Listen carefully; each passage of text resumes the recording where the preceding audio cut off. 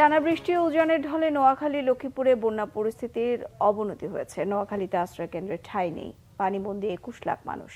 ত্রাণের জন্য হাহাকার দুর্গম এলাকাগুলোতে। লক্ষ্মীপুরে দেখা দিয়েছে বিশুদ্ধ পানির অভাব ও পানিবাহিত রোগ।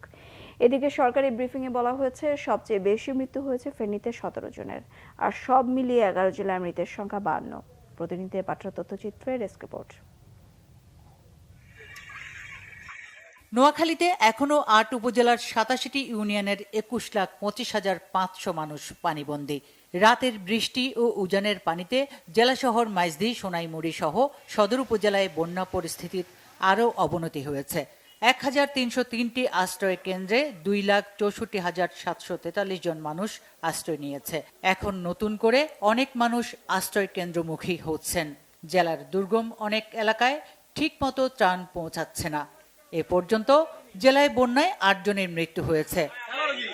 এদিকে গত ২৪ ঘন্টায় লক্ষ্মীপুরে বৃষ্টি না হলেও উজানের জোয়ারে বৃহস্পতিবার বন্যার পানি ২ থেকে ৩ ইঞ্চি বেড়েছে। প্রতিদিন জেলার ৫টি উপজেলার পানি বাড়ছে। চরম ভোগান্তিতে বন্যা দুর্গতরা।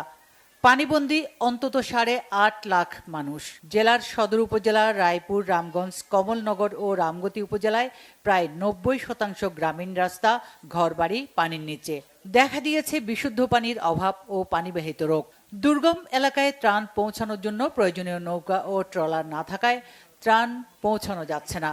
জেলা প্রশাসন থেকে এ পর্যন্ত নগদ ১০ লাখ টাকা, ৫০০ মেট্রিক টন চাল, প্যাকেটজাত শুকনো খাবার ও রান্না করা খাবার সরবরাহ করা হচ্ছে। ৫ উপজেলায় ৬৪টি মেডিকেল টিম ও একটি বিশেষ টিম জরুরি স্বাস্থ্য সেবায় নিয়োজিত। বৃষ্টিপাত না হওয়ায় এবং উজানের পানি কম থাকায় কুমিল্লার বন্যা পরিস্থিতির উন্নতি হচ্ছে।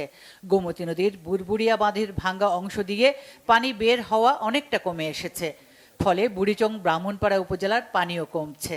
এছাড়া প্লাবিত কুমিল্লার দক্ষিণাঞ্চল, লাকসাম, মনোহরগঞ্জ, ১৪গ্রাম উপজেলায় বন্যার পানি নেমে যাচ্ছে। জেলা প্রশাসন জানায় জেলার ১০,৭৮,০০০ মানুষ পানিবন্দী। ৭২৪টি আশ্রয় কেন্দ্রে ৭৮,০০০-এরও বেশি মানুষ আশ্রয় নিয়েছে।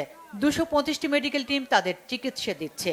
এদিকে পর্যাপ্ত ত্রাণ দুর্গতদের মাঝে পৌঁছে দিচ্ছে বিভিন্ন সংগঠন ও শিক্ষার্থীরা। Bangla vision news desk.